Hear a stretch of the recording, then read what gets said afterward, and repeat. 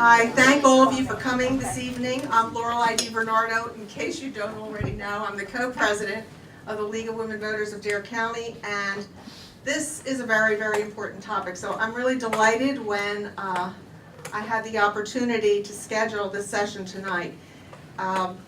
It's a piece of democracy often overlooked. The redrawing of our electoral districts that occurs every 10 years is so important. It has been politicized, and the process of gerrymandering is a term used to redraw those lines by the people who are already in office or the people who are in control for the benefit of the next election, to benefit in the next election. This effectively disenfranchises voters as well as the electoral process. So what we all here care so much about is really much at stake with this issue. We have invited Dr. Jennifer Bremer here this evening to explore the issue with us, to look at what it means to review the effects of gerrymandering, and to look at what we can do to end gerrymandering once and for all. She is a policy analyst and researcher. She has more than 35 years experience in governance reform and enterprise development. She's currently focusing on governance reform in North Carolina. How about that? And she is the League of Women Voters North Carolina Fair Elections League Action Team lead.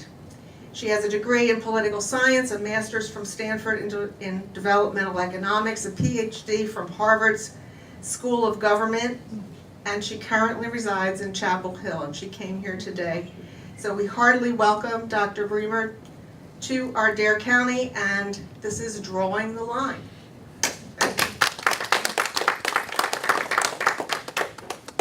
Well, thank you very much, Lorelei. I'm really glad to be here with you guys. This is definitely my favorite topic, and I spend a lot of time thinking about it and trying to educate myself about it, because of course our legislature is always up to something different. And you would think you have it understood, and then they come up with a new idea, so you have to figure out that one. You can see on the slide there that I put the dates of 2019, 2020, and 2021. And this is really to say we are in the 3-year period before we begin the map drawing. When the census is done in 2020, it takes them about a year. The census date is in April, and then it takes about a year to get the data down here. And when that data comes in, then the redistricting starts. So it really starts in 2021 and goes into effect in the 2022 election predominantly. So we're really up against it. We have 3 years to get it done. Let's see.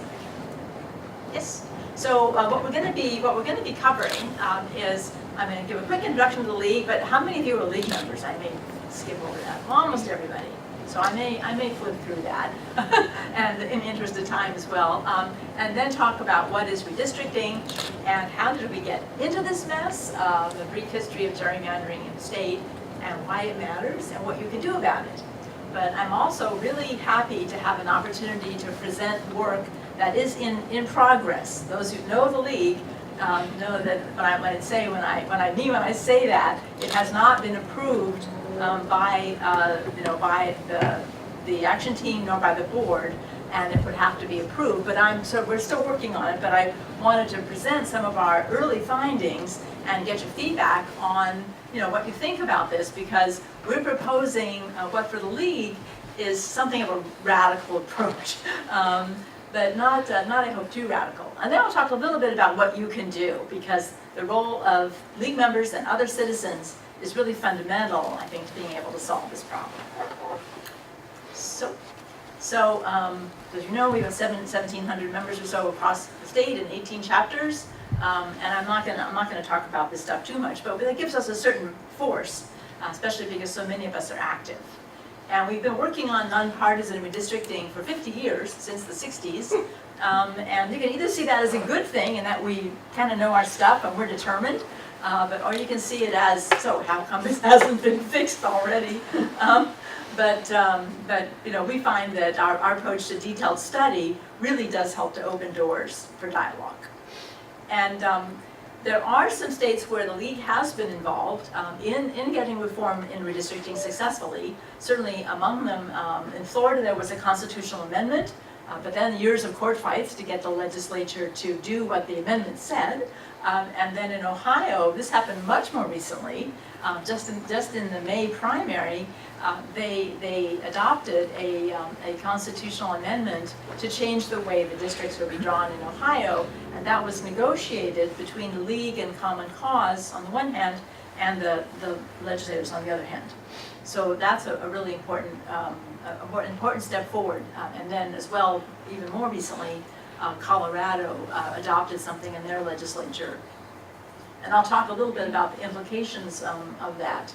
And in California, in the previous round, there was the first truly nonpartisan independent commission was created. And the league member who led that, Chris Carson, is now the president of the national level. So we have coalitions all over the place, many states where the league is working in coalition, and that is a really important part of victory, to be working with other groups to really bring a lot of pressure from different angles and reflecting different viewpoints. So redistricting, as I mentioned, is the process of redrawing the district lines to establish a new set of districts as populations change.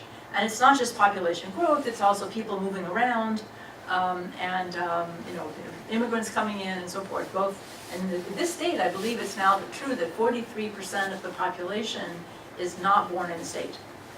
So, and we have more immigration from within the United States, such as New York, than we do from other countries.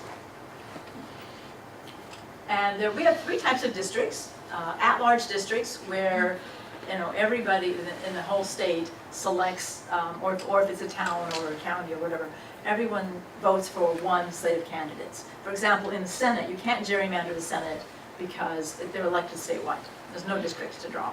Then we have single-member districts, where each district elects one person, say one representative, one county commissioner in some cases, and the Senate and the House and the General Assembly are both single-member. And then we have multi-member districts. Some judicial districts are multi-member, where people vote for three, or there are more than one race in the same district. For example, county commissioners are often multi-member districts, but not necessarily. Every county is different.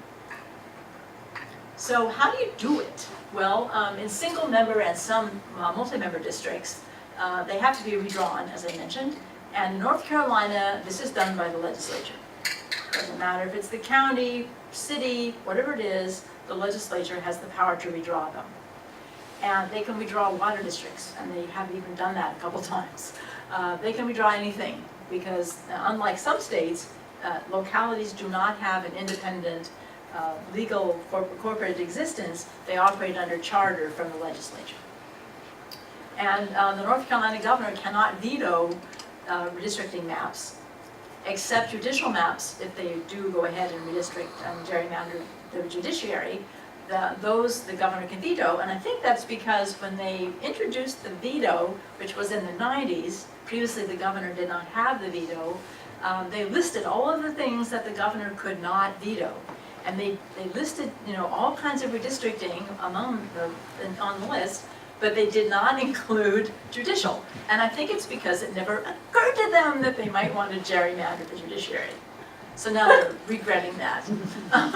So other states use all kinds of different systems, including independent commissions, which we'll talk about. So as I say, it's done every 10 years. However, there was a poll done recently in North Carolina, and they asked people, trying to see how much they knew about redistricting, which was not much, naturally. But they asked them how often you redistrict. And many of them said more often than once every 10 years. But you have to really, I feel sort of, you can't really blame them, because in fact, we redraw them all the time. And that's because the court orders the districts to be redrawn, because the maps were found to be unconstitutional, both for racial gerrymandering or for partisan gerrymandering. The North Carolina law and constitution provides essentially no guidance as to how this is to be done. There's some things about whole counties and so forth, some things about contiguous and not having pieces and parts spread around, and being compact, but that's about it. They can pretty much do what they want. So what is gerrymandering? Drawing electoral districts to gain partisan advantage. Pure and simple. The aim is to gain one party a higher share of the seats than they won of the votes. And the strategy is to create electoral majorities for the party in charge of drawing the districts in as many districts as possible. And this is actually one of my favorite little chunks of map. The blue, long blue thing, I think looks like a dragon, and I call that the Goldsboro dragon. And it now, unfortunately, no longer exists, or fortunately, that is Goldsboro, is where his head is. And then you also have, beside that, a district, if you look at it, the lower part of it looks kind of like a dragon shooting fire at a pig. So, and an interesting feature about that pig is that you can't necessarily see it, but the Neuse River kind of runs up his rear. There's a little blue line there where a piece of what is John Bell's district runs up the pig's rear. I asked the guy who is in the pig Gullah district there, the Brown district, George Graham, I asked him, so what is that weird little line in your district, cuts into your district? And he said, well, that was done because there was a legislator that wanted to run in the blue district, now John Bell's district, Stephen LaRoque, who was quite the person apparently, in a lot of legal troubles, but he lived there. And so that was drawn specifically to put his house into his district. But he's not even in the legislature. Whoops, I skipped something there. So we have a long and noble history of gerrymandering in North Carolina. That it helped the Democratic Party to control the NCGA for more than 100 years, between 1996 and 2010. It more recently enabled the GOP to gain a supermajority in both the houses in 2012, after the 2010 Tea Party electoral upset. So the Republicans were able to take control of the legislature, not due to gerrymandering originally, because in 2010, there was still the old maps, because the maps are drawn they were drawn in 2011. And then in the next election, it was the Tea Party election, and somebody was asleep at the switch, and there was an electoral upset, and they then won supermajority. And this was also implemented by what is called the Red Map Project. It's a very cute name. It stands for the Redistricting Majority Project, and it was run by GOP operatives under the Republican National Committee, and they had extensive private donor support, and word is that they're targeting $125 million, which is 4 times what they had in 2010. They're targeting $125 million for 2021 to be able to have an even larger effort to win strategic legislative seats to be able to maintain their control over the maps. And this just gives you an idea. These are congressional maps. You can see the top one, this one was drawn by the Dems, and it's not a very pretty map. And the one in 2011 was drawn by the GOP, also not a pretty map. And then you have the more recent one that was just done in 2016 at the order of the court. This is not court drawn. It was done at the order of the court. And it looks like a nice, much less gerrymandered map, but it's not. It's actually more gerrymandered. But it's just a partisan gerrymander rather than a racial gerrymander. So this brings up a real challenge that we have. The gerrymandering and racial divisions cause double trouble. Gerrymandering in the South is tied to both race and class, and other complex urban and rural, other kinds of divisions of the society. And the overlap of race and party affiliation, which is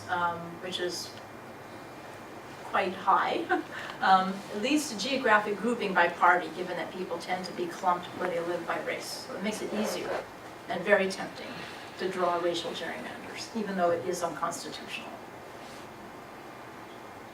So other ongoing trends that we have increased immigration, as I mentioned, and increased urbanization, especially young people, a declining rural population, and really shattered rural economies. And this is leading to a realignment of rural voters. and the rising share of unaffiliated voters, which is partly a function of the weakening of the parties. We now have more unaffiliateds, or UNAs as I call them, because that's what the Board of Elections calls them. We now have more UNAs than we have Republicans registered. They just passed the Republicans just in the past few months. And the weakening of the parties is a real problem in regard to gerrymandering as well. So a further complicating factor is the Voting Rights Act, which of course is in and of itself a good thing, because it says that districts cannot purposely or unintentionally, either way, disadvantage minorities as a group. And previously, so there were in the bill, there are two different procedures for dealing with gerrymandering and other efforts to undermine and suppress minority votes. Sections 4 and 5 required pre-clearance, and that was in place where the state had to do pre-clearance, and that was a that really was a very rapid process. And they could kind of negotiate, say, well, here's what we're proposing with regard to voting rules or maps, and the Department of Justice could say, no, I don't think so, but that was declared unconstitutional. So unfortunately, in a case called Shelby v. Holder, and Shelby County v. Holder, and that's a real loss because Section 2, which is still in place, it requires that minorities should generally be able to elect the candidate of their choice.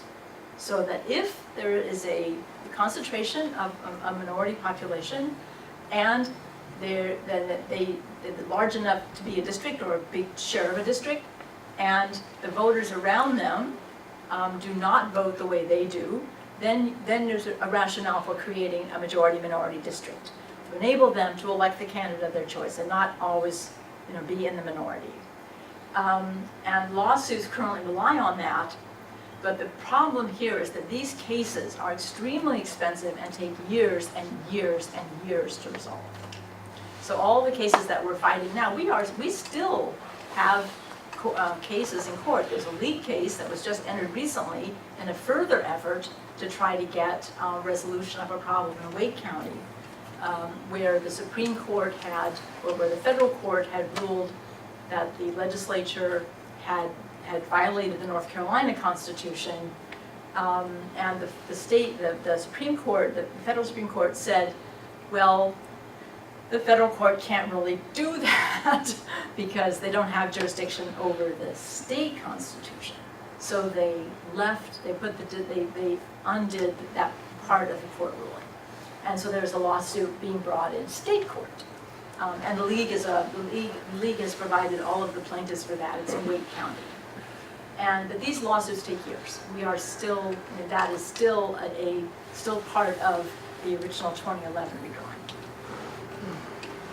So why do we call it gerrymandering? And it is as old as our national government. Patrick Henry, people think it was Elbridge Gerry, but it's not really fair. I mean, Elbridge Gerry, he did it. Okay. Yeah, he did it. But it was the first person to gerrymander was Patrick Henry.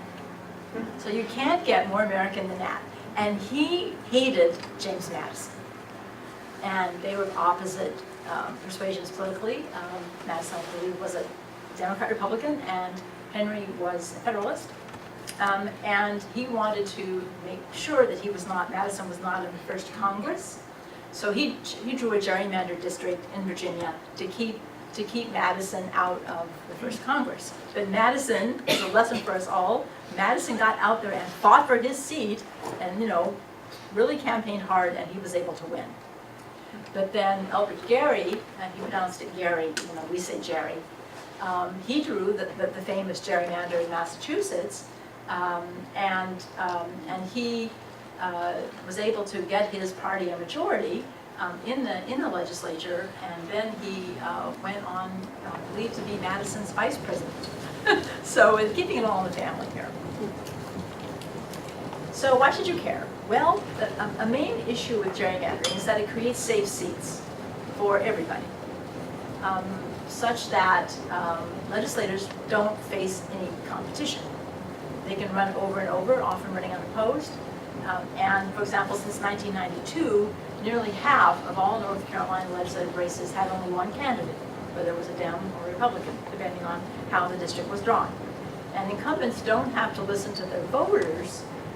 For example, more recently in 2016, 79% of incumbents had no primary opponent. And in a gerrymandered district, it's really the primary that determines who is going to win. Because once you have the favored party nomination, you are good to go. And 42% had no general election opponent, in part because of that. Why run? You're going to lose. So, and competition is so fundamental to the way our democracy works that this impact of gerrymandering is really pernicious. It really undermines the basic idea that our representatives have to listen to what we, the people, are saying and at least pay attention and ideally try to do what their constituents want. But they don't have to do that if they're sure to win. So if there's only one candidate or where the majority vote winner is predetermined, your vote just really doesn't count. And legislators who win their seats don't have to listen. And candidates who face only primary opposition, moreover, tend to move towards the left and the Democrats and the right of the Republicans. And this is because it's really the primary where they're running, and the general doesn't matter. So in the primary, you tend to get the more ideological voters, and so they're playing to those. And it used to be that you would have to move back towards the center to win the general, but you don't have to do that if you're in a gerrymandered district. You're going to win. So this has also fostered partisan gridlock and rancor between the two parties. For example, in Congress, there used to be a substantial, in the 80s, there was substantial overlap between the most conservative Democrat and the most liberal Republican. There was a big bunch of people who were ranked the same in the two parties. And now there's a big gap. There's not one Democrat or one Republican who is over that line. You know, all the Democrats are more liberal than all of the Republicans, and the Republicans more conservative. So this is partly why we see the problem. It's not the only reason, but it's a big reason. And so this also leads to a particularly bad effect called entrenchment, where once a party is in charge and can draw the lines, you cannot get rid of them, because they draw the lines to favor themselves, obviously. And so then you can get a supermajority, and just they can overrule the governor. The Supreme Court recognizes that entrenchment is unconstitutional. A party should not be able to do away with competition, because that's what we do in elections. And they then become more accountable also to the party leaders who control the money. In the NCGA, if you look if you go into follow the money, you go into the Board of Elections, State Board of Elections financial reports, you'll see that most candidates really, for the NCGA, really don't raise that much money. They're getting their money from the party leaders, whichever party it is. So that means that they really are dependent on those leaders. And so power is further centralized, and we really see that in the legislature and in Congress. And so as a result, you don't get policy movement, and our non-responsive government prevents us from moving forward and addressing the problems that we have, whichever side you're on. And all of these issues that we all care about, fair courts or healthcare access, criminal justice, which is a huge problem in this state, immigration, investment in jobs, whatever it is, we can't move forward on these because of these huge divisions between the two parties, and because of the extremism that it drives and the inability to compromise. So we really have to fix gerrymandering in order to be able to get political progress in all of these areas that we care about, left or right. So how do they really do this? As I say, the strategy is to create electoral majorities in as many districts as possible. And you do this by two basic strategies. This is the Goldsboro drinking again. I really like him. He's so cute. Even though he's no longer there.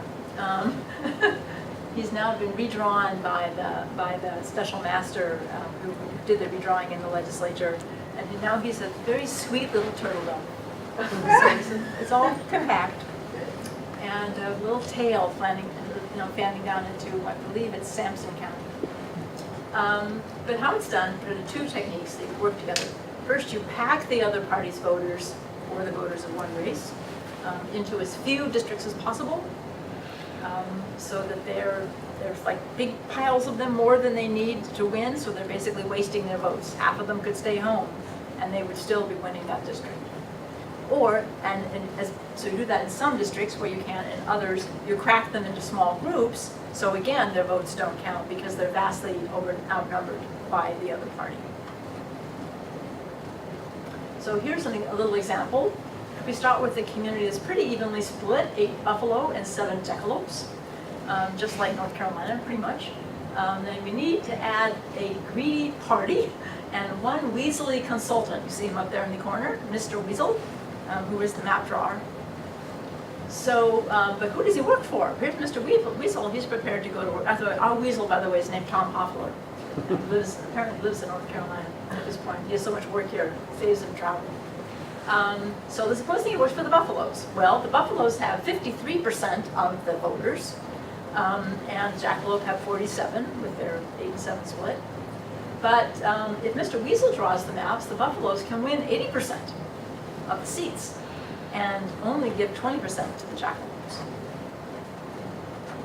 But if the Jackalopes hire Mr. Weasel, or one of his fellow map drawers, then even though, of course, it's the same split of voters, the Jackalopes can get 60% of the seats. They can't do quite as well because they don't have a majority of the voters. They only got 47%, so a little bit more difficult to work with. But they can still get 60% of the seats. So you can gerrymander for the Jackalopes and get them to win. You can gerrymander for the Buffaloes and they'll win. So this is an example of each of the configurations. I mean, the voters aren't moving around, just the lines are moving around. So the top set there with the Buffaloes, the circle, shows that the Jackalopes pack the Buffaloes into those 2 districts there, each of 3 Buffaloes. And then there were some more that were cracked, so that enabled the Jackalopes to get 3 of the 5 total seats. Whereas in the Buffalo, when they're drawing it, the Buffaloes packed a bunch of the Jackalopes into that corner district there, put 3 of them there, and then spread the rest of them out so that the Buffalo got 4 seats. So this is how it's done, packing and cracking. And they work together. And this, you see this in the maps. You know, the maps they would provide in the court cases, they would present pictures of the maps with the concentration of African Americans, and you would just see the lines just falling around the edges of precincts with majority African American population. And then saying that they had done that to comply with the Voting Rights Act, which they knew very well they had not done. So other tricks, you can draw incumbents out of their districts. This is done very often. You can put 2 incumbents in the same district, it's called double bunking. So they have to run against each other, or one of them has to drop out. You can use race as a proxy for party and claim that the VRA made you do it. You can split counties, municipalities, precincts, even apartment buildings. There's an apartment building in Durham where the line, because they were so eager to get every voter they could, they went through an apartment building. And the county board of elections actually had to go visit the apartment, and they decided that whichever part had the master bedroom in it, they were in that district. And although traditionally they should have gone for the kitchen, the hearth is the basis of the home, but anyway, so they put them in that district. And then there's also a very bad example, the North Carolina A&T in Greensboro, they split the dorms. This is, of course, a substantial pool of predominantly African-American voters, and they split the dorms. So one is in one congressional district and the other is in another congressional district. So crack them. I mean, that's a pure example of cracking. And so they can also, the reason that gerrymanders look like they do is that what they're doing is they're spotting a pool of voters that they want to be in a different district than where they actually live.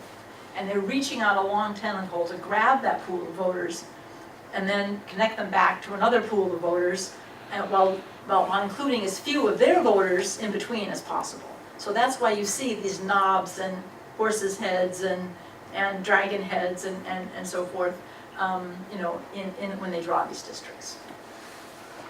So this all sounds bad. So why do we still have this?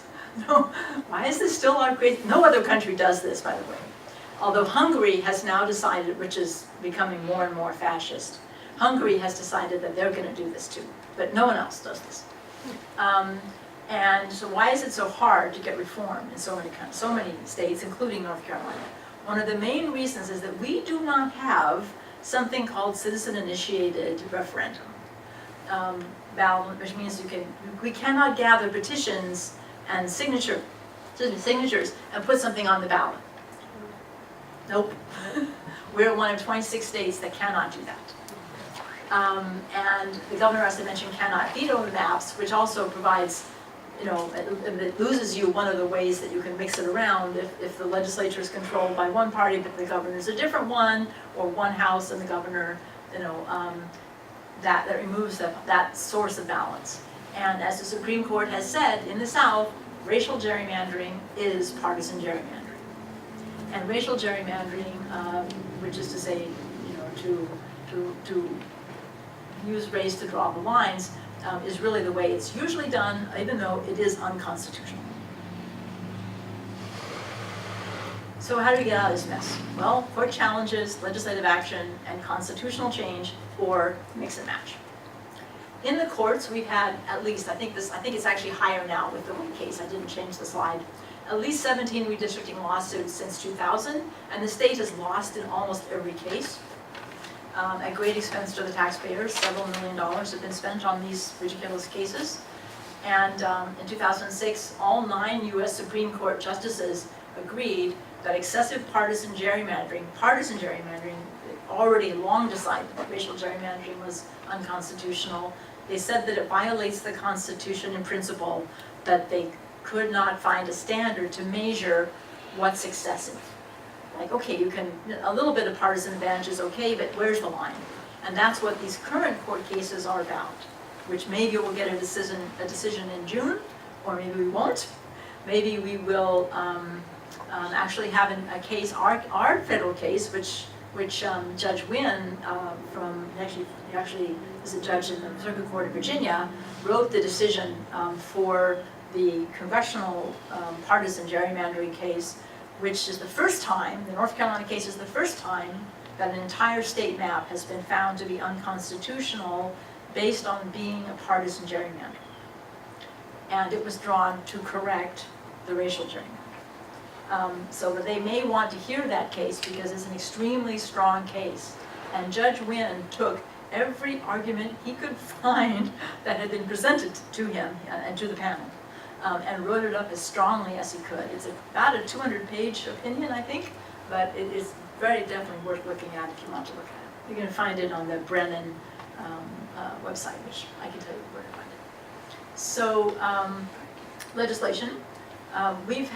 It's important to note that the Republicans introduced many reform bills when they were in power. One passed the House and then died in the Senate, supposedly by prearrangement. But prior to 2010, Phil Berger sponsored 5 bills for districting reform, all unsuccessful. And all of these bills were pretty much H200, the bill that is now being promoted as a reform. So this has been the vehicle, and I'll discuss that a little bit more when we get to it. But what about an amendment? Well, you need 60% to pass it in the legislature, which is tough, but not impossible, and then the voters have to approve it. And we don't have the referendum process. It's harder to adopt, but it's also harder to change. So it may actually not really be harder to adopt in the sense that once it's in place, whoever adopts it knows that a party switch, they can't just be changed like a law could be changed. There's 2 bills which are still theoretically alive, introduced by Joe John, a Democrat of Wake, and 735 by Representative Blust, who is not running again but is a Republican from Guilford. So this is the best strategy if you can get it through the legislature. So what's the best system? If we had the ideal system, what would it be? People generally agree that it would be, and this is Bernie the League's policy, an independent, nonpartisan commission is the best.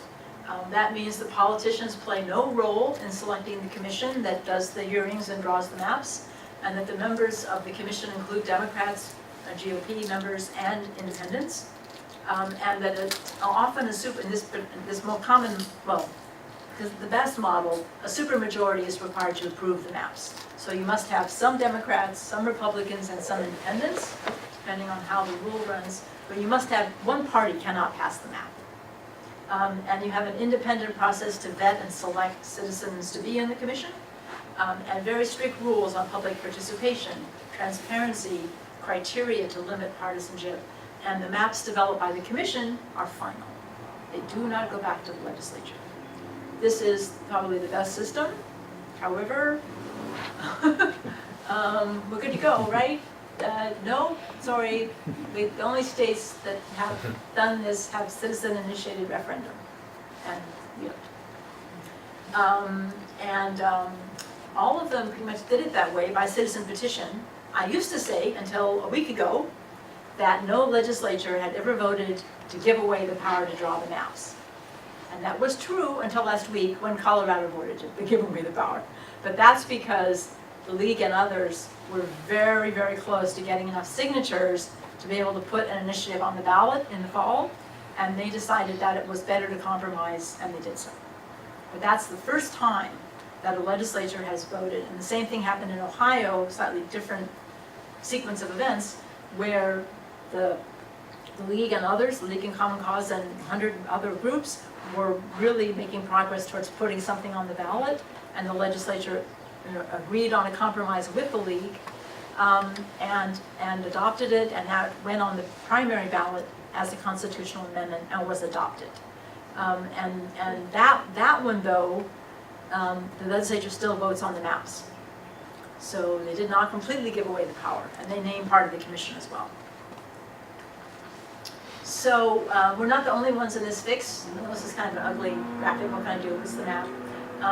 These are the ones that have that are dark in color and have the CX are what I call gerrymandering primary states, where the legislature draws its own maps, and they draw the congressional maps, and you don't have referendum.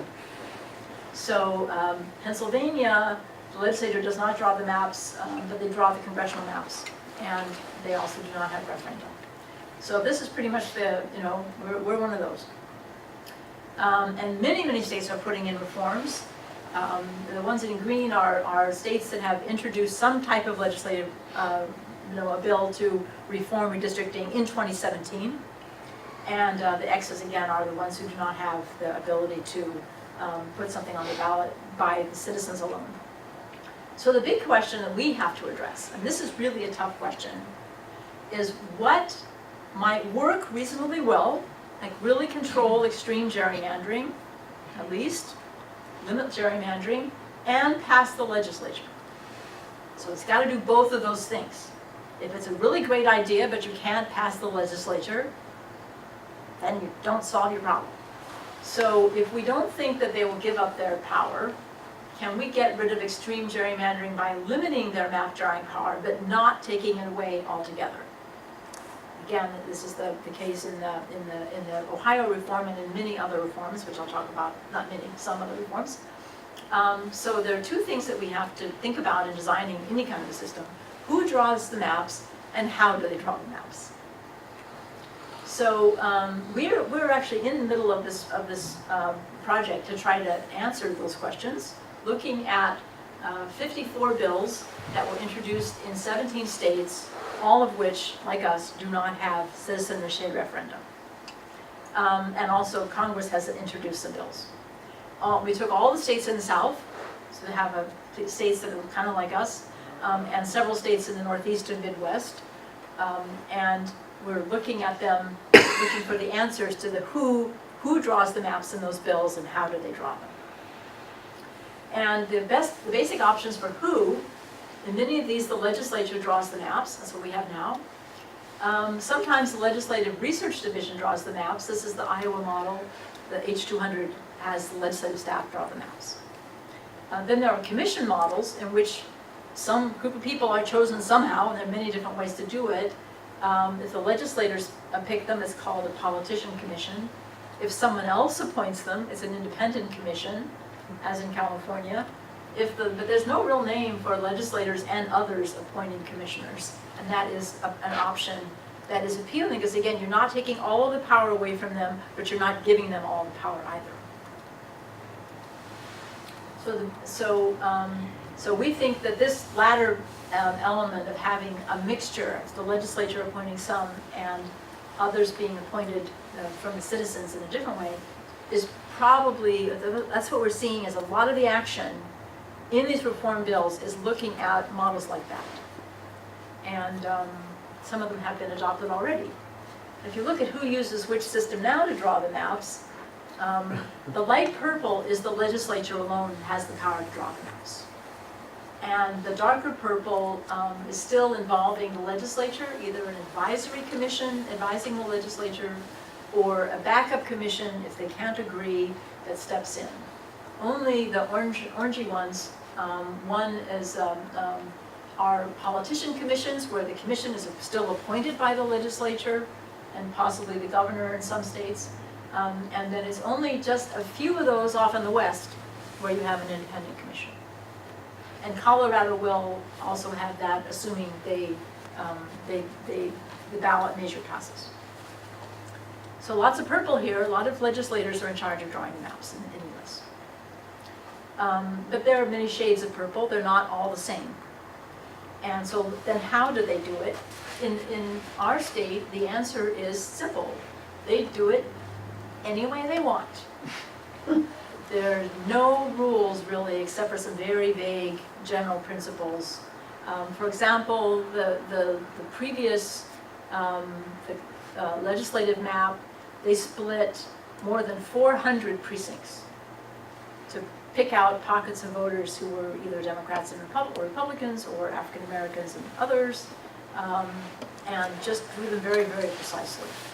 And so many of, sometimes they're just general criteria that guide them and not much else, that they have to keep counties whole, keep cities whole if you can, that they should be compact and so forth. Then there are the more complete efforts to spell out a set of rules that would really control how they do it, control how the commission has to operate, for example, whether they have hearings, how many, where they have them, whether they can pursue partisan advantage. Is it permitted to draw a partisan map on purpose, or is it not? And what data they can use. Can they use electoral data? Can they use registration data? Can they use racial data? What data can they use? And how they make their decisions, what role the public plays, and how much they have to be open and transparent and reveal their work as they're going along. Right now, they're in North Carolina, it was done completely, the 2011 redrawing was done completely in secret. And only 2 legislators, whom I could name, and the map drawer, actually ever talked about the maps or saw the maps until they were released. And the map drawer, Tom Hoffler, did not, they had all these hearings, they had, I think, something like 60 hearings around the state, very open process, right? Hoffler, the map drawer, testified that he did not attend the hearings, he did not read the transcripts, he only took instructions from the legislators. So it was all a sham. So this kind of stuff down here, how we figure those things out is really where the action is. So they've got 12 things you have to decide. Is it going to be a constitutional amendment? Who's going to appoint the commission? What's the party makeup? Are you going to protect incumbents or not? Is legislative action required? Do they vote on the maps? What's the fail-safe procedure? It's very important to have a procedure in place so that if the process fails, something else kicks in. And that serves 2 advantages. One, you don't get stuck completely without maps, but you have to have them according to the US Constitution. But the other advantage is if that process is not the legislature, that puts pressure on them to approve maps that are pretty good. Maybe not ideal, but pretty good. Because if they don't approve them, the court's going to draw the map, or an independent commission is going to draw the map, or something else that they really don't want. So that puts pressure on everybody to pick an option. How big the commission is, which I'll talk about a little bit, that actually is more important than you would think. How much, whether you can use political data or political criteria that you want to, that you want to have this be a Republican map. People talk about David Lewis having said that the only reason that they drew a congressional map that was 10-3 was because they couldn't draw one that was 11-2. So 10 Republicans, 3 Democrats. But in fact, it's even worse than that. Because not only did David Lewis say that in public, so I can say who it was, we all know it was David Lewis, but in addition, the committee publicly voted to make it 10-3. That's an officially adopted criterion. That they said that the new map that drawn to replace the racial gerrymander, the partisan gerrymander, would not change the 10-3 that they'd gotten with the racial gerrymander, that it would preserve 10-3 in the final map. And they did that. So that's an example of a political criterion. The commission majority rule, how many people have to vote and who they are, which party, the unaffiliated, etc. And roles for judges. It turns out a lot of these have judges doing something. Selecting commissioners, or actually being the commissioners, or resolving disputes in an accelerated way, etc. So the big picture, the California model is kind of the classic independent nonpartisan commission adopted in 2010. The legislature's not involved at all. The citizens apply to be commissioners, and it's quite a complex process. The partisan makeup is 5 Democrats, 5 Republicans, and 4 unaffiliated. And you must get what's called a concurrent supermajority, in that you must get a majority of the Democrats, a majority of the Republicans, and a majority of the independents to support the map. So it has to really be a compromise. The voting rule can force compromise, and this is the strongest way to force compromise. However, of those 54 bills we looked at in states that don't have citizen-initiated referendum, of those 54 bills, only one has this problem. That's because legislators, people drawing the map, drawing these bills, don't think this is going to make it out of the legislature. You cannot find. And then the Iowa model is the Politician Advisory Commission adopted in 1980. The legislative leaders pick 4. They're often called the 4 corners. The Speaker of the House and the President pro tem, and the minority leaders in both houses. They select 4, and those 4 pick a chair. The legislative staff draw the maps. The legislator can vote on up to 3 different maps. The 3rd map, if they vote 1 down from the commission, drawn by the legislative staff, if they vote down 1, then the commission redraws. If they vote down the 2nd, the commission redraws. If they don't like the 3rd, they can amend it without limit. That means they can throw it out the door and substitute, do a committee substitute, bring in an entirely new map. That hasn't happened in Iowa, but that is in H200. The bill that is talked about as the reform bill permits the legislature to vote twice, and on the 3rd time, do whatever they want, amend it any way they want. So this is also not popular with people trying to draw up reform bills in other states. Only one has that model. So then you have the Constrained Legislative Commission. It's really a Constrained Politician Commission, but I tried to find a nicer name. Where the legislature, for example, this is the New York model, adopted by the legislature, and then confirmed as a constitutional amendment by referendum in 2014. The legislature picks 4 Democrats and 4 Republicans. Those 8 pick 2 independents, unaffiliated. They need a supermajority vote. They need 7 out of 10 to pass a map. The legislature still votes 2 times and can, in this case, still introduce their own plan. But there's no political data can be used in drawing the maps, no political objective, and there's extensive public participation and openness. So this kind of a model, sometimes without the legislator voting, sometimes with, there are 13 bills out of the 54 that do that. So talk really quickly, selecting members, you can have the 4 corners do it. You can have ordinary citizens apply and do it. You can have legal experts, demographers, geographers, civil rights experts, hired judges, all kinds of experts are sometimes used to draw the maps. And the legislative leaders can have different roles. They can pick the members, they can pick expert members only, they can name a team that picks people from a pool of citizens, or they can remove people from the pool, just as you would strike a juror. So there's different ways of different roles that they can play.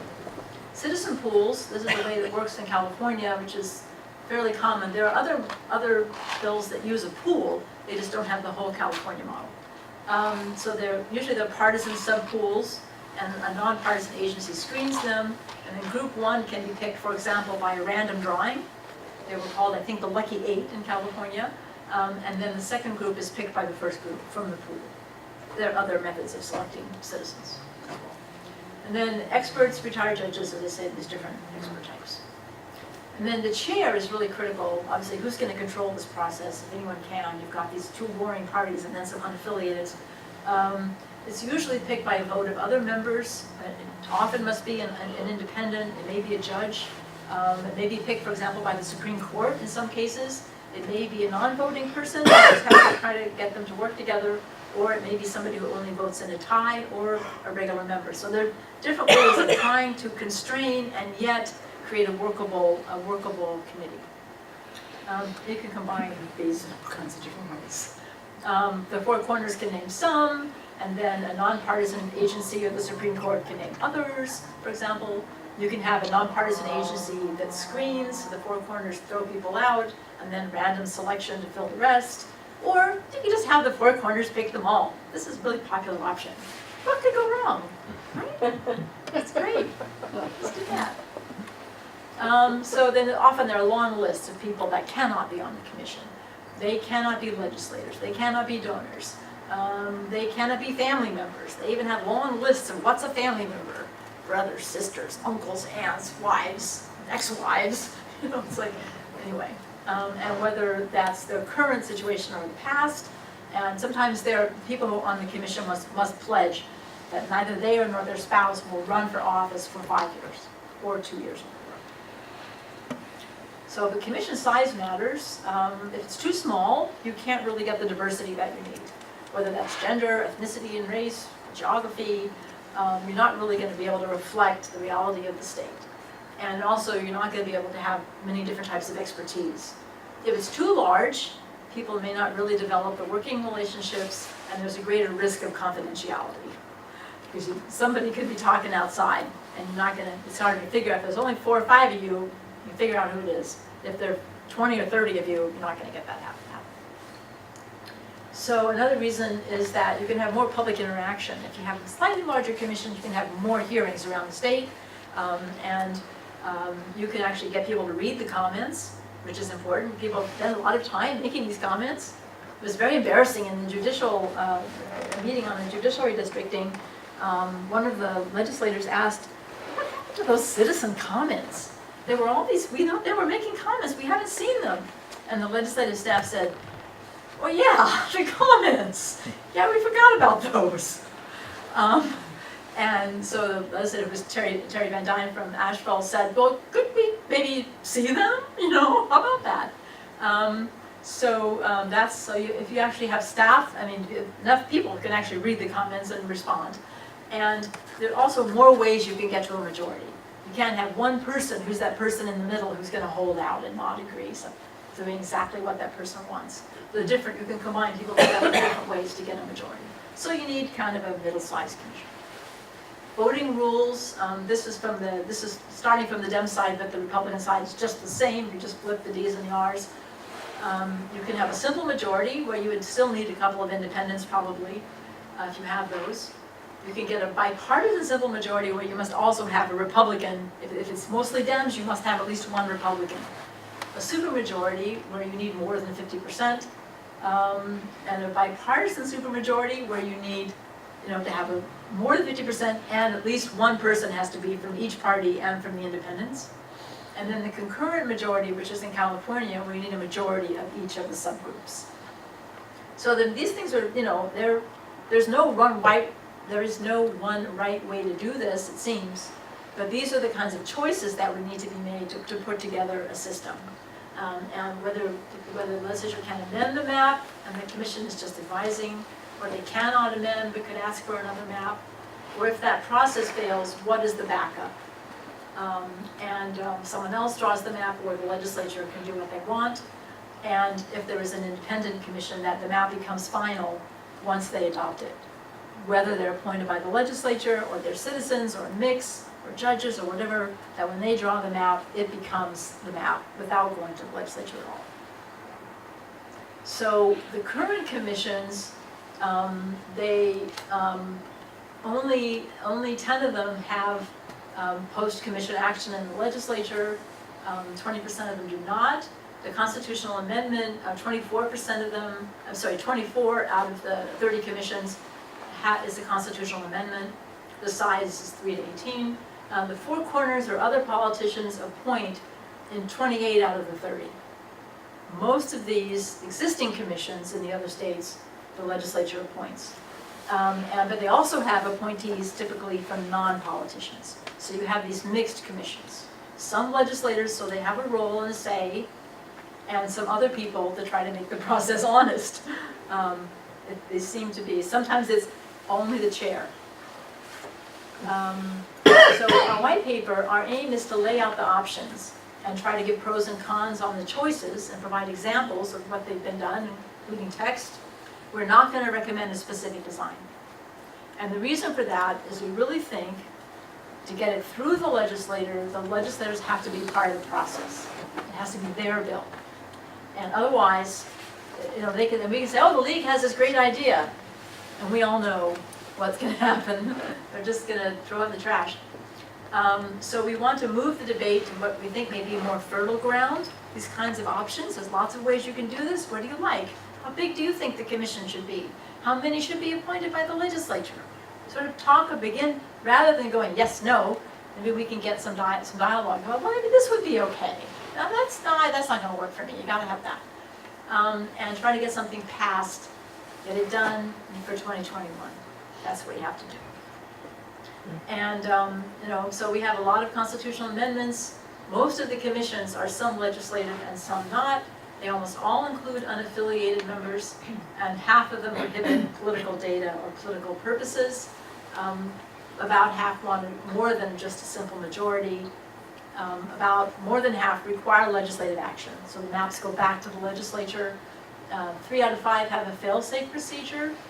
And then 4 out of 5 involve judges in some way. So these are some of the things that kind of more of them. But we need your support, all you guys here in the league, those of you who are not in the league, to really help us get this debate going. We don't want to just keep going around in the same circles we've been going around for years and years and years. We want to get something in place for the next redrawing. And we have 3 years to do that. And really the coming session after the election is especially critical because it's probably going to have to go on the ballot if it's a constitutional amendment. And we want to get something put forward and then still have another shot at it. So this is going to be a really important session. And we need people from both sides of the aisle to be involved, chambers, bar associations, county commissions, church groups.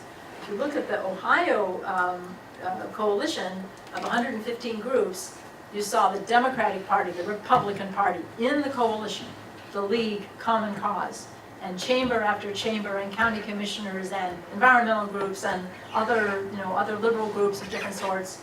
But you saw church groups and really all kinds of different groups that really also were pressing the legislature and saying, we want, whichever side we're on, we want our guys to support this. So we're looking for all kinds of help to make this happen. Volunteers, donations, introductions to some of these groups, suggestions, what you think might work, things we're missing. We want all of that. And so it all comes down to you. So that's it. So I'm ready to, I hope, take some interesting questions. I see, okay, start your hand first. What's an example of another country that has a good system that you would advocate? Well, in most other countries, there is some kind of a separate independent government office that does the maps. And that's basically what everybody else does. Like European countries, that's pretty much what it is. I haven't studied those in detail, but from looking into it, the legislature, they think we're crazy, okay? They think the fact that you let the legislatures draw their own map, and you think that's going to work because they think we're nuts.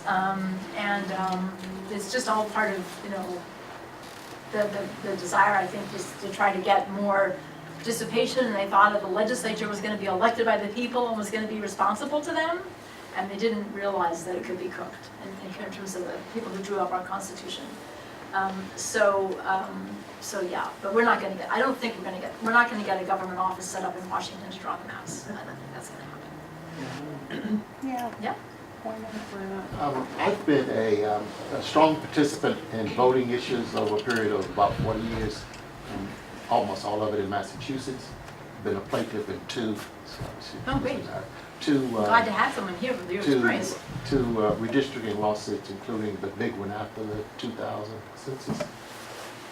Question, are we close in North Carolina now? And second question, who is the chief advocate for reform in the legislature? We're not, as far as I can tell, we're not close at all. Probably the lead advocate is a Republican named Chuck McGrady, who is from Hendersonville, and he is a Republican, and he headed the Sierra Club in California for a number of years. So he is make of that what you will. I think he had said that he was going to step down after this last term and not run, but he did run. And he's believed, although he has a Democratic opponent, which he's not real happy about, but he is expected to win. And my personal feeling, not from anything he has said, I've spoken to him a couple of times, but my personal feeling is that he wants this to happen. He wants this to be his mark. And he's quite an influential legislator. And he is now, there's a committee that has been, it's in formation with a guy named Tom Ross, who was formerly a Supreme Court justice, I believe, and then was the president of the UNC system. He is a Democrat, and for that reason, apparently, was forced to step down as the head of UNC. But Chuck McGrady and Tom Ross have now formed a group that hasn't been public. I mean, this is known; it's not secret. But they haven't really finished forming, and they're not willing to talk about their ideas. Chuck McGrady was the lead sponsor of H200, and my feeling is that he believes in it, and there's a lot of good things in that bill. I think that leaving the legislature the option to change the maps is a serious problem, and there are some other issues, but they're all very fixable. So we could get to one of these models if he's interested in doing that, and can get the support of his colleagues. On the Democratic side, at this point, everyone is saying that they're a strong proponent of reform. It's hard to say who would be the leading proponent. I'm not sure. I mean, everyone is saying, people like Jeff Jackson, Robert Reeves, who is an African-American legislator from Chatham County, who moved to get into his new district. Is someone who is spoken about as possibly being minority leader or speaker in the event that the legislature were to become Democratic, which is quite unlikely, frankly, because the map is still very, very gerrymandered. The map that they redrew is still a very extreme partisan gerrymander, both the Congressional Map and the legislative map. But he's going to be a critical player, I think. Senator Clark, another African-American legislator from Fayetteville, Ben Clark, his first name is really Ben, but he goes by Ben, Robert or something. And he was a really, has some really, really strong questions. I was a little disappointed though that when he moved and then they drew him out of the district, and they compromised and created this weird little thing that sticks out to put him back into his district. So there was a lot of funding games negotiating going on in those final committee meetings, and I mean he was trying to preserve his district, which is a natural politician thing to do, and he's a super sharp guy. So it's Verla Insko has been involved. Valerie Frashee, who's my senator, also African American. We're just going to have to see. Jeff Jackson from Charlotte, maybe. I mean, Do you see an initiative in the Democratic Party? Well, last year, I believe, I think it was at the Unity Dinner, which used to be called the Jefferson-Jackson Dinner, and then they decided that wasn't sufficiently unifying. I believe that somebody said, but of course gerrymandering's okay if Democrats do it. And then there was kind of silence. So now they're saying, no, we're committed right up front to do a nonpartisan independent commission, and they know pretty well they will not get a majority in the two houses. So what that means is not necessarily, it's not as good as it might sound. But they are running on that issue. And they just came out with this thing called Carolina Promise, I believe, you've all seen this, which is basically a platform. It's kind of like the Contract with America, sort of from the Gingrich days. And it includes support for an independent nonpartisan commission among the things that they pledged that they would work for if they were to take the legislature. So. Our redistrict is done every 10 years based on the census. What, in other countries, what determines when they do a redistricting? I don't actually know. I confess I haven't looked that much at other countries, but I would think it would be similar. I mean, you don't want to be changing the districts all the time, but you do want to keep up as populations, evolve, people move to town, and so forth and so on. And this is also why this census is really important. And I'm hoping the league will be involved in some of this stuff, because one of the things they're going to do is make electronic submission the preferred way of answering their census. And they're cutting the budget for people to door knock, for example, and pick up people who don't submit. There's also likely going to be the citizenship question, unless we can get it off of there. So they have not been doing the planning and the trials they should have been doing. They have not increased the funding for the census. And all of these are mechanisms to secure an undercount. And the groups that are most likely to be undercounted are, of course, immigrants, who should be counted. Any resident counts under the Constitution, and minority populations and low-income populations. Those are the ones that will be missed in an undercount. And guess which party those groups, not the immigrants, but will vote for. So this is going to be a real battle to try to get a decent count. And it has a huge cost for the state if we get an undercount, because all kinds of federal monies, not congressional seats, obviously, right off the bat, congressional seats are allocated by the census. We should pick up a seat, but if there's a real undercount, we won't.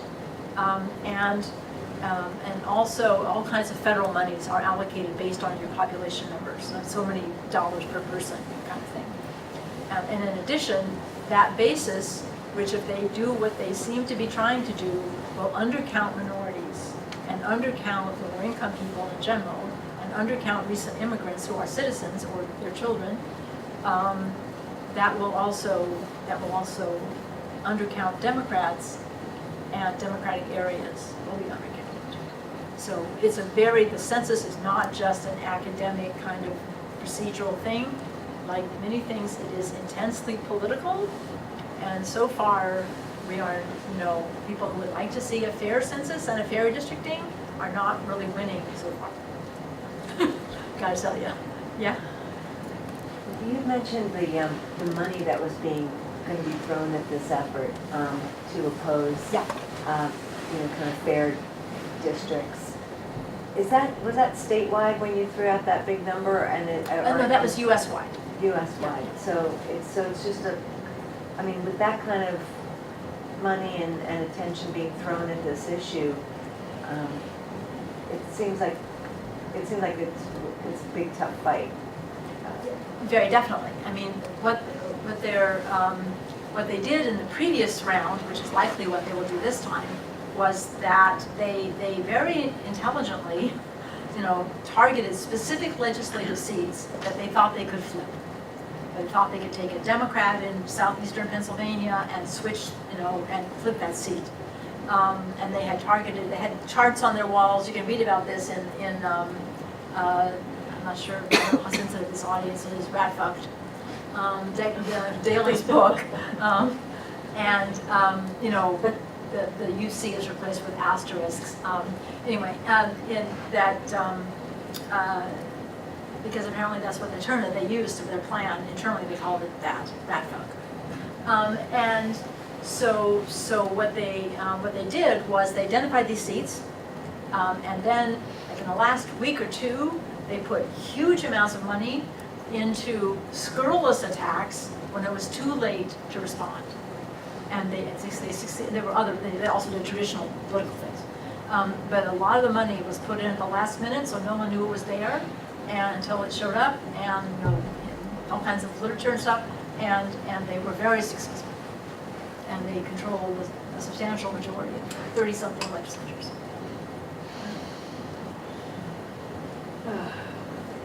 How about a more cheerful question? Like to move. I mean, other states, we're really seeing a nationwide movement, on this issue. This used to be something that nobody knew anything about. Nobody cared about, although gerrymandering's been around, obviously, since before the first Congress, as I said. So, but it has not been as extreme. The statistics show, the measures show, the efficiency gap or whatever, shows that it has gotten more extreme. But in the past, it's widely believed that in North Carolina, that it was sort of more gentlemanly, whatever they might want to interpret that, redistricting where people got safe seats on both sides, go along, get along kind of thing, rather than being this extreme, taking prisoners, redrawing. But people are now, as they see this, people are really recognize the importance of this, and are really coming out on this issue. So I think there is more of a chance now in getting something done. We do have something of an uphill battle, but New York is an example of a state that likewise does not have citizen-initiated referendum and has pretty messed up politics of people. We have a New Yorker here who would confirm that New York's legislative politics are pretty weird, and the assembly is pretty strange. They keep throwing the leaders of the legislature in jail. So right, there's always a problem. We have a problem when, but yet they were able to get this done in 2014. So it can be done, but it does have to involve both sides to get it through the legislature. And they did that, although they have this weird Democratic-Republican thing going on in New York. So it can be done, but I don't think it can be done with an independent, nonpartisan commission. Yeah? Does the high percentage of unaffiliated, or how does the high percentage of unaffiliated, we have more unaffiliated in Dare County, you mentioned statewide, Yeah. How does that impact? Well, it's an interesting question. I mean, I actually was writing a couple of paragraphs on that. I mean, many of the plans do provide for unaffiliated voters. And they're there for two reasons. One, because there are more and more unaffiliated voters. Right now, it's 40-30-30 in the state, 40% Democrats, 30% Republicans, and 30% unaffiliated, but unaffiliated just moved into second place. And so they deserve to be represented. I mean, even though they're not obviously going to be in the legislature, they're still voters and citizens, and they deserve to be represented. So that's one thing. But they're also there to help in bridging the gap between the two parties. So rather than, I mean, like this woman wrote to me from Kentucky, and I felt sort of sorry for her. She said, we have a commission that is 2 Republicans and 2 Democrats and a non-voting chair, and it always deadlocks. What can we do about it? And I was like, get a new design. That's going to deadlock every time. I mean, because if you're one of the 2 Democrats and you give in, then the Republicans win. If you're one of the Republicans and you give in, then the Democrats win. So there's no incentive to give in. So, but the independents, are there in part to try to help bring, help you if you can get a majority with just the independents on one of the parties, that puts pressure on the other party to offer them a better deal. The other reason, the third reason that the independents are really important is you need somebody at the table to prevent the Democrats and Republicans from carving up the state. We're just carving up safe seats for everyone. And they will do that if they can. So you need the independents to try to prevent that from happening. So they're very important, and you really need, you need a system that has a substantial independent participation in the commission, if you do a commission.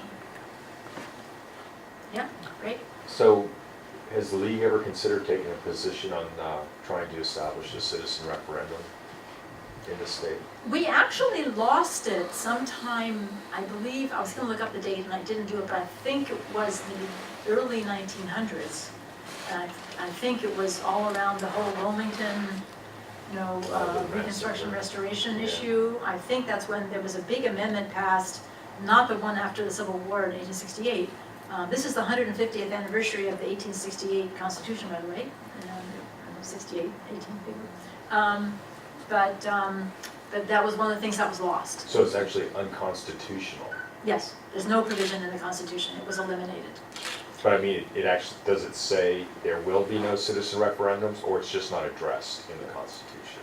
Well, it used to be provided for, but was eliminated. But it basically says that in order to modify the Constitution, for example, there is no, you cannot put a bill on the ballot, but for a constitutional amendment, it must pass the legislature by 60% in both houses, and then it does go on the ballot. So we don't have what's called citizen initiated, we have only legislative referred, which means the legislature has to draft the referendum measure, draft a measure, and then decide to put it on the ballot, which they must do with the constitutional amendment, which the governor also cannot veto.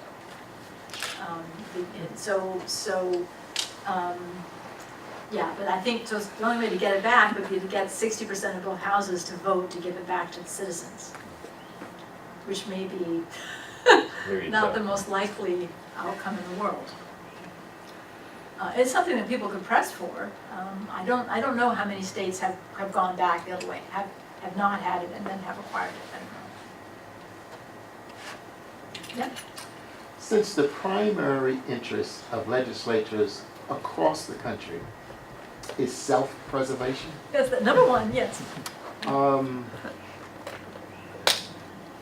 what incentives can we offer for legislators to be seriously interested in an independent commission, or a commission that even the legislatures play a role in? Well, that is a real challenge. I mean, it really, I'm not, I know. Yeah, I mean, because in the states that have referendum, they can use that as a hammer over their heads. To say, okay, we're collecting signatures, do you want to have a say in this or don't you? There's your chance. And it's when that has happened that they have compromised. I don't actually know, we're trying to get a case study done in New York, and I don't know what happened in New York, why they did it in 2014. There's no referendum in New York either. On the Democratic side, the polls show that 68% of Democrats favor redistricting reform, 58% of independents favor redistricting reform, and 48% of Republicans. So we are close to getting Republican support. If we get more education, we might get more Republicans. The Democrats favor it, and that is also, like I say, the Democratic Party was making smart remarks and then realized that that was not getting good reception and switched over. The unaffiliated are very important. If the unaffiliated could be more mobilized around this issue, then maybe that would also make a difference. But I don't know. And the unaffiliated's here because of our the ability to switch from one party to the other. You can, as an unaffiliated, you can pick out the ballot.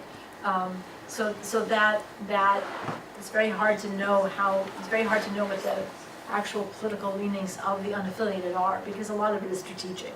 I mean, if you're in an area where it's going to be a Republican legislator, you may as well pick the Republican ballot regardless of your orientation. So we don't have good information on really where the unaffiliateds stand. But they do favor redistricting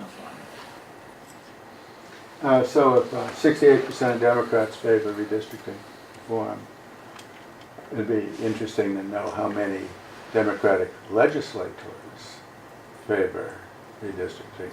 We're thinking of, we do ask, we have, I neglected to do a commercial for Vote 411. We have an online voter guide called Vote 411, which is vote411.org. It's very easy to get to. That was one of the questions that was asked. And I haven't yet asked our staff that are working on this to pull that set of questions for me because they were so busy. But now that the primary is out of the way, I may see if I can get the answers from that poll for all of the people that answered it. And we are potentially, what I would like to do with the white paper is, if I can get it finished, and be approved, would be to hold educational sessions for the legislature. And we were applying for some funding from national to be able to offer food and maybe at least get staff if we don't get legislators. And, begin to talk to them about some of these options. And, if they think they have to do something, they may be more likely to do something like this than they are to go to a California model where they give up their involvement altogether 100%. And then, like I said, there's the Grady Ross group, and there's Common Cause, and Democracy is very active. A number of liberal groups are very active in this area. I'm not aware of any Republican groups that are active in this area, at all. So that's a real challenge, is to reach out to chambers and say, North Carolina used to be a place where business and social activists could work together to get things to happen, education on, whatever, and now it's not. So that's not really helping the business community. And maybe we can get some, they got business support in Ohio, maybe we can get business support here. And that will help to move the Republicans to support it as well. But I have not been able to think of any real leverage that we have. And if anyone has any ideas, I'm definitely open to it. But I personally don't see, we don't have, because of the referendum, we don't really have some kind of a hammer that we can hold over them. If we could get more Republicans to favor it, then that would be a better hammer, because then they're their voters, not just the Democratic voters. But even a Democratic legislator who is sitting in a district where he's a shoo-in, he's not inclined. Right, right. Yeah, and, but I think the Democrats and even many of the Republicans, frankly, it's not really leverage, but the legislators, if you're not Berger and you're not Moore and you're not Lewis and you're not Dollar, and a couple others, you have no power at all. They don't even get to attend the meetings, it's, things are just decided. And I think a lot of them are really sick of that, So to the extent that this is all part of a package, but whether they care about that enough to really want to run tight races, I don't think so. So it's tough, but it has been done in a couple of other states. So I think it can be done. It's not an impossible task.